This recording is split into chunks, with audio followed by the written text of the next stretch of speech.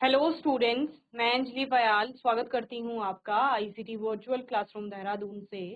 कैसे हैं आप सब लोग? उम्मीद करती हूँ आप सब लोग अच्छे होंगे और अपनी लाइफ में बहुत बेहतर कुछ कर रहे होंगे।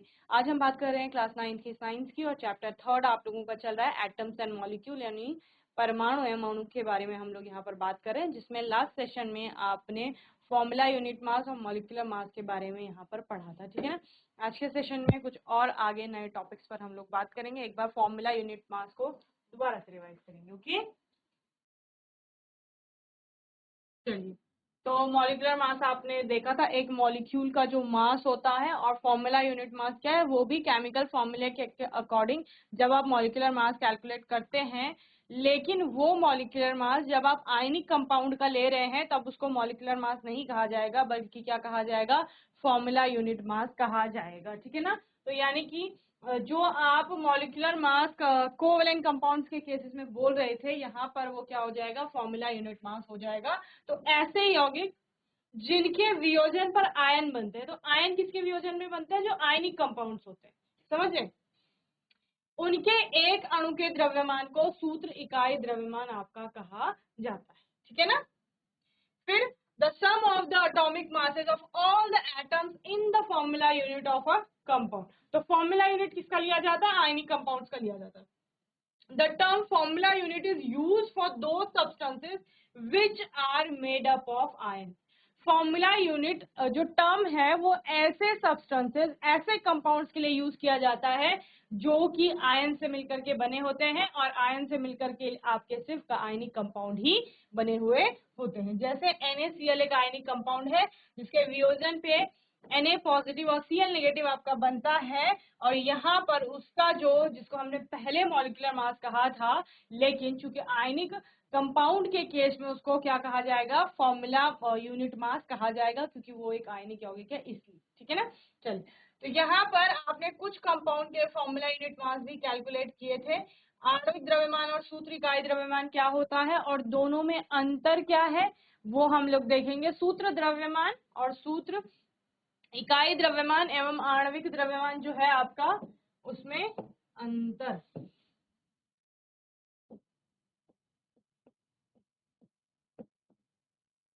इस तरह आप आणविक को लिख सकते हैं।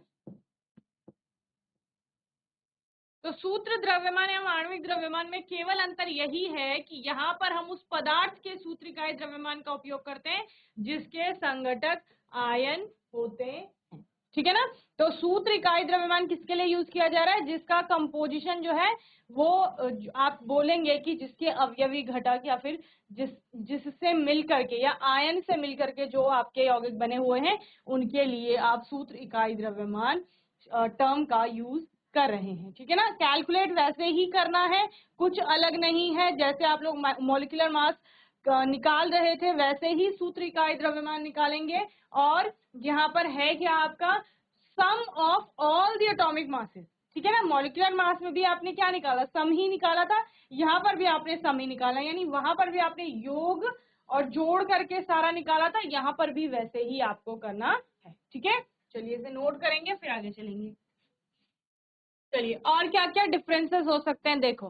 फॉर्मूला यूनिट मास को आप जनरली यूनिफाइड मास और एएमयू में, आपका एएमयू जो एटॉमिक मास यूनिट होती है उसमें आप लोग व्यक्त करते हैं। जबकि आणविक द्रव्यमान के लिए मैंने आपको बताया, आप यू लिखते हैं कई बार, लेकिन उसको ग्राम पर मोल में आपका व्यक्त किया जाता है। ठीक है ना। वहीं पर जो मॉलिक्यूलर फॉर्मूला है उससे आपका मॉलिक्यूलर मास निकलता है। इंपीरिकल फॉर्मूला जो होता है यहाँ पर, उससे आपका फॉर्मूला यूनिट मास निकलता है। ठीक है। चलिए, अब जब यहाँ पर एक कॉन्सेप्ट आया है आयन का, तो वो आयन होता क्या है, ठीक है ना। आयन या आयन, ठीक है ना। आपने, आपके पास एक कंपाउंड था NaCl, ठीक है ना। आपने बोला ये टूटेगा, इसमें सोडियम भी है और क्लोरीन भी है, लेकिन जब ये टूटेगा तो अपने आयनों में टूटेगा, सोडियम का पॉजिटिव आयन और क्लोराइड आयन, यानी कि निगेटिव आपका Cl। ठीक है। Na पॉजिटिव में टूटा और साथ ही किस में टूटा, यहाँ पर दूसरा Cl निगेटिव में टूटा। ठीक है। Na पॉजिटिव में किस प्रकार टूटता है और Cl निगेटिव में किस प्रकार टूटता है।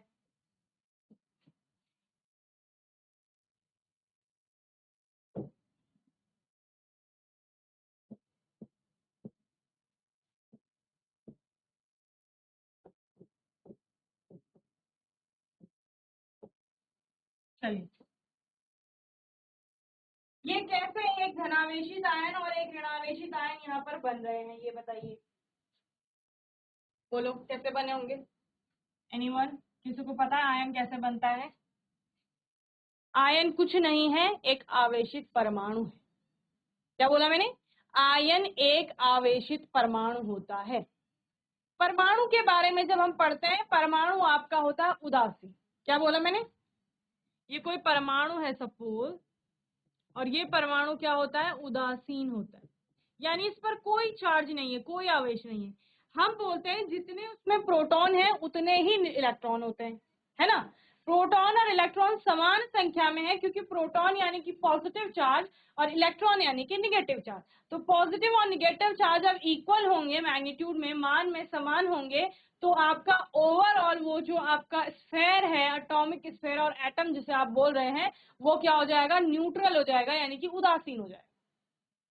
अब उस पर चार्ज किस प्रकार आता है? जब आप कह रहे हैं कि परमाणु उदासीन होता है, तो परमाणु आवेशित कैसे हो? समझ रहे हैं? तो परमाणु आवेशित होता है दो तरह से। या तो देखो, नाभिक में क्या है? प्रोटॉन है। ये भी हम जब परमाणु के स्ट्रक्चर पढ़ेंगे, मॉडल पढ़ेंगे, तो वहां क्लियर हो जाएगा, लेकिन अभी समझ लीजिए, परमाणु के नाभिक जो होता है उसमें होता है आपका प्रोटॉन और साथ में न्यूट्रॉन, ठीक है ना? जितना भी परमाणु का मास होता है वो उसके नाभिक के मास, जो नाभिक का मास होता है वह परमाणु का पूरा मास होता है, यानी द्रव्यमान होता है। समझ रहे हैं? लेकिन उसके बाहरी जो कोश होते हैं, प्रोटॉन के बाहर या नाभिक के बाहर जो आप बोल रहे हैं, उनमें होते हैं इलेक्ट्रॉन, और इलेक्ट्रॉन यानी कि निगेटिव चार्ज। ओके, तो जो नाभिक के अंदर है वो टाइटली बॉन्डेड है, वो कहीं नहीं जाएगा। लेकिन बाहर जो कोशों में इलेक्ट्रॉन है वो कहीं भी जा सकते हैं, और दूसरा कहीं से भी आ सकते हैं। तो दो केस बनते हैं। परमाणु आवेशित कब होगा? या तो परमाणु इलेक्ट्रॉन को बाहर निकालेगा, समझ रहे हैं, या फिर परमाणु इलेक्ट्रॉन को ग्रहण करेगा। जैसे ये परमाणु है कोई, सपोज इस परमाणु के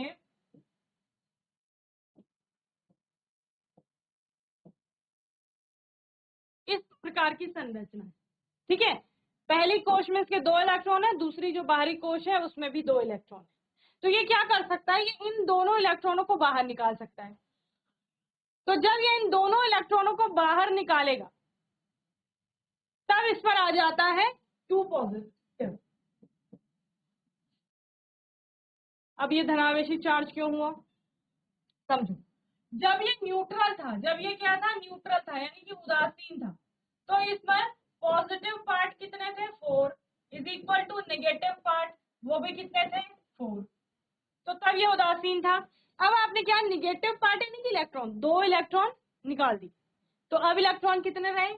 अब निगेटिव पार्ट जो है वो 2 ही है, and not equal to positive part, क्योंकि वो कितने हैं? वो 4 है।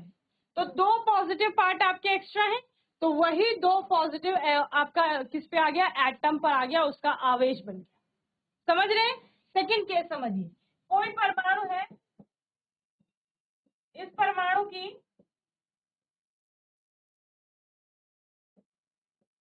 बाहरी कोश में 6 इलेक्ट्रॉन है, और ये 2 इलेक्ट्रॉन ग्रहण करता है। 2 इलेक्ट्रॉन इसने, ये मैं क्रॉस से दिखा रही हूँ, ये इलेक्ट्रॉन इसने किसी से मांगे, किसी से लिए, ठीक है ना? जब इसने 2 इलेक्ट्रॉन लिए तो क्या हुआ? न्यूट्रल जब था परमाणु तब क्या था? जब उदासीन था परमाणु, जब तक इलेक्ट्रॉन नहीं लिए थे, उस स्टेज में क्या था? पॉजिटिव पार्ट जो है, टोटल अगर आप इलेक्ट्रॉनों की बात करें, टोटल कितने हैं? 2 ये हैं अंदर और 6 ये हैं, 8 इलेक्ट्रॉन थे, is equal to negative particles, वो भी 8 ही थे, ठीक है? लेकिन जब इसने 2 और इलेक्ट्रॉन ग्रहण कर लिए, तो इलेक्ट्रॉन कितने हो गए? 10 हो गए, एंड नॉट इक्वल टू +1, जो कि अभी भी RT है। तो 2 इलेक्ट्रॉन एक्स्ट्रा है, तो 2 इलेक्ट्रॉन का मतलब 2 नेगेटिव चार्ज, तो इस पर परमाणु पर क्या आ जाएगा? 2 नेगेटिव आ जाएगा। समझ रहे हो? तो दो चीजें यहाँ पर क्लियर होती है। पहली, जब परमाणु इलेक्ट्रॉन का दान करेगा तो उस पर धनावेश आएगा, और जब परमाणु इलेक्ट्रॉन को ग्रहण करेगा तो उस पर आएगा ऋणावेश। समझ रहे हैं क्या कहा मैंने? जब कोई परमाणु इलेक्ट्रॉन का दान करेगा तो उस पर आएगा आपका क्या, धनावेश, और जब वो इलेक्ट्रॉन को ग्रहण करेगा तो उस पर आएगा ऋणावेश। सिंपल सी बात, जब उसने इलेक्ट्रॉन को निकाला, किसी को दिया, निकालने का मतलब क्या, किसी और को दिया होगा उसने, समझ रहे? तो जब उसने इलेक्ट्रॉन किसी को दिया तो उस केस में उसने अपना ऋणावेश कम किया ना, तो उसमें धनावेश में वृद्धि हो गई, इसलिए 2 पॉजिटिव आपने दिखा लिया। इस केस में उसने इलेक्ट्रॉनों को ग्रहण किया, तो जब उसने इलेक्ट्रॉन ग्रहण किए तो उसने अपने निगेटिव चार्ज में वृद्धि की, तो वो 2 निगेटिव आपने यहाँ पर इस प्रकार से दिखा दिया। ठीक है, चलिए अब कितने इलेक्ट्रॉन लेंगे, कितने इलेक्ट्रॉन ग्रहण करेंगे, ये तो आपका कैसे पता लगेगा, उनके इलेक्ट्रॉनिक विन्यास से पता लगेगा। बाह्यतम कोशों में इलेक्ट्रॉन कितने हैं, अष्टक वो किस प्रकार से आपका प्राप्त करेगा, उन सभी चीजों से आपको पता लगेगा। वो आप हायर क्लासेस में अभी आने वाली जो 10th में आयनिक कंपाउंड आपके पास बहुत अच्छे से है। बस यहाँ पर आयनिक कंपाउंड का, क्योंकि आयन का नाम आ गया इसलिए मैं आपको बता रही हूँ कि आयन कुछ नहीं है, एक आपका आवेशित परमाणु होता है। और जैसे यहाँ पर सोडियम क्लोराइड है, बहुत अच्छा एग्जाम्पल है आपका आयनिक कंपाउंड्स का, और इसके बारे में थोड़ा सा समझ लीजिए आप, इसमें क्या हो रहा है। देखो, जब हम Na पॉजिटिव की बात करते हैं कि Na पॉजिटिव कैसे बना, तो जब सोडियम का परमाणु था तो सोडियम के परमाणु में याद करो कितने इलेक्ट्रॉन थे, 11 इलेक्ट्रॉन है, 11 ही उसका परमाणु क्रमांक है, तो 11 प्रोटॉन बराबर 11 इलेक्ट्रॉन, यही है उदासीन अवस्था में। अब इसको हम कोशों में वितरण करते हैं 2, 8, 1, ठीक है ना, यानी कि इसकी ये नाभिक हो गया, ये पहली कक्षा में 2 इलेक्ट्रॉन, दूसरी कक्षा में आपके 8 इलेक्ट्रॉन, और तीसरी कक्षा में 1 इलेक्ट्रॉन। ठीक है, तो बेसिकली इसको अपनी बाहरी कक्षा में 8 इलेक्ट्रॉन करने होते हैं। Cl के केस में क्या है आपका, देखो Cl 17 इलेक्ट्रॉन है, इसमें 17 ही प्रोटॉन है और 17 ही क्या है, इलेक्ट्रॉन है। विन्यास कैसा है, पहली कोश में 2 इलेक्ट्रॉन, दूसरी में 8 इलेक्ट्रॉन, और तीसरी में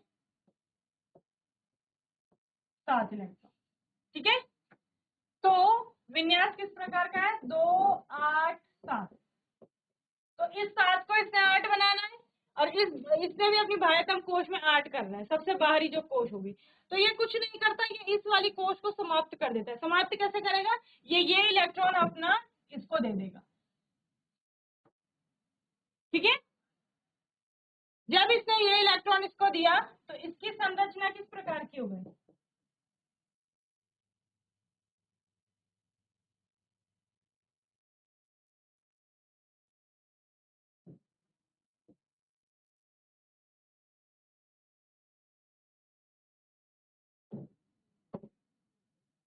इस प्रकार की हो गई, यानी कि इसमें अब हो गए 18 इलेक्ट्रॉन। तो प्रोटॉन तो अभी भी 17 ही है, लेकिन आपका इलेक्ट्रॉन कितने हो गए, 18 इलेक्ट्रॉन।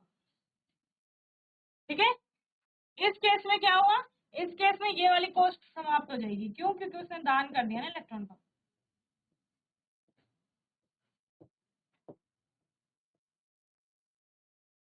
तो ये हो गए आपके 2, 8। तो बाह्यतम कोश में 8 करना था, इसने इस वाली कोश को भी बाहरी बना दिया, तो 2, 8 का विन्यास हो गया। अब सोडियम पॉजिटिव हो जाएगा ये, जिसके लिए 11 ही प्रोटॉन है, लेकिन अब इलेक्ट्रॉन कितने हैं, 10 ही इलेक्ट्रॉन है।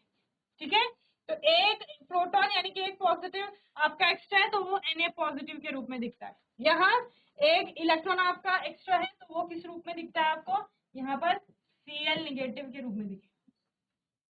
क्लियर है, तो इस प्रकार से क्या हुआ, यहाँ पर परमाणु था और परमाणु ने आवेश ग्रहण किया इलेक्ट्रॉन त्याग करके या इलेक्ट्रॉनों को ग्रहण करके, और उससे आयन का निर्माण हुआ या आयन आपका बना।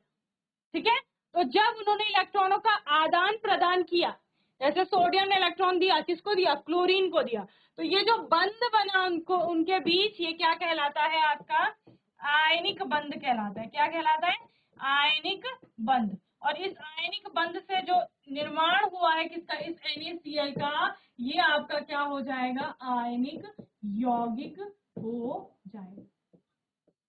ठीक है, तो इन्हीं आयनिक यौगिकों के लिए कहा जा रहा है, यानी कि जो इलेक्ट्रॉनों के आदान प्रदान के कारण बने हुए हैं, ऐसे यौगिकों को आयनिक यौगिक कहा जा रहा है।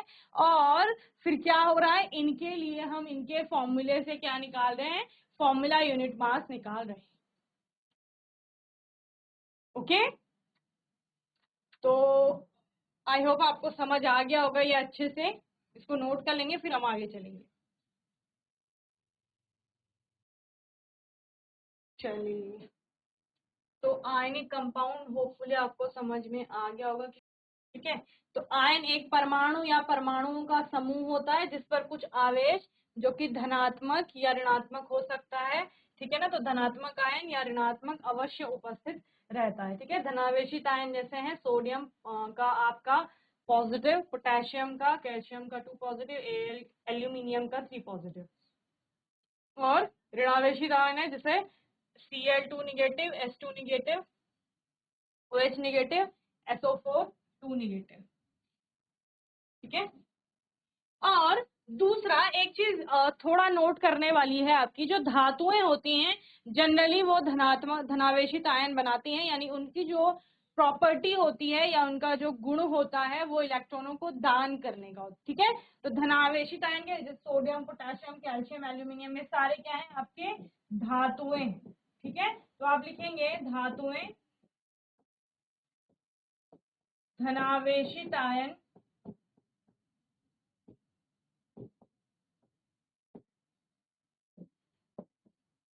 बनाती हैं, या धातुओं के जो आयन है वो धनावेशित होते हैं क्योंकि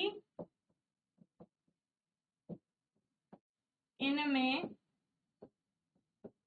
इलेक्ट्रॉनों को दान करने की प्रवृत्ति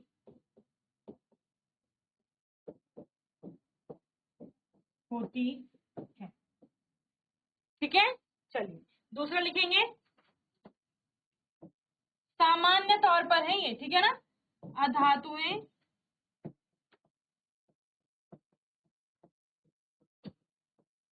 ऋणावेशित आयन बनाती हैं क्योंकि इनमें इलेक्ट्रॉनों को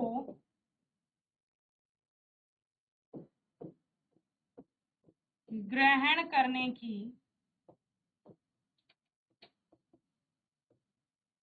प्रवृत्ति होती है। ठीक है, और पहले पॉइंट में ये पहला एग्जाम्पल, दूसरे पॉइंट में ये दूसरा वाला एग्जाम्पल। क्लियर, चलिए नोट करिए। नेक्स्ट सेशन में हम मोल संकल्पना पर बात करेंगे। ठीक है ना, मोलर द्रव्यमान पे बात करेंगे यहाँ पर।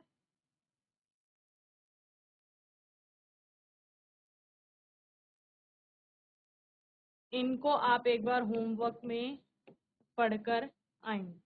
ठीक है, चलिए, तो मैं उम्मीद करती हूँ आज का सेशन आप सभी को अच्छे से समझ में आया होगा। आज के सेशन में एक बार फिर से हमने फॉर्मूला यूनिट मास पर बात की, आयनिक कंपाउंड पर हमने बात की, उनका फॉर्मेशन यहाँ पर किस प्रकार से हो रहा है, आयन का फॉर्मेशन किस प्रकार से हो रहा है, और साथ ही यहाँ पर कुछ एग्जाम्पल देखे हमने धनावेशित और ऋणावेशित आयन।